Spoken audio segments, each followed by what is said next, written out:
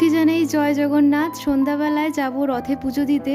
আর সন্ধ্যার ওয়েদারটা দেখো কি সুন্দর লাগছে। আজকে রথ বলে কথা, বৃষ্টি না হয়ে থাকে।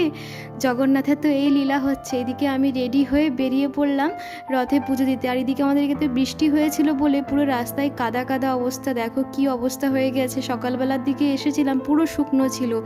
এইবার রথে প্রচণ্ড ভিড় হয়েছে। আমাদের শিমুরালির রথ কি সুন্দর না সাজিয়েছে রথটাকে, ভীষণ সুন্দর লাগছিল।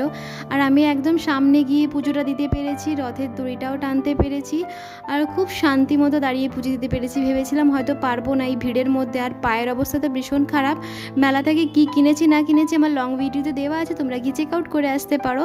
এখান থেকে একটুখানি ঘুরে টুরে এই যে আমাদের শিমুরালির নিত্যানন্দ মঠ, এই ফুলটা দেখতে পাচ্ছ কি সুন্দর না লাগছে। এখান থেকে বাড়ির জন্য নিয়ে গেছিলাম পাঁপড়, আর তারপরে আকন্দর ফুলের মালা নিয়ে বাড়ি চলে আসলাম। আজকের ব্লগটা এখানে শেষ করলাম, পরে দেখা হবে। আসি তাহলে, টাটা।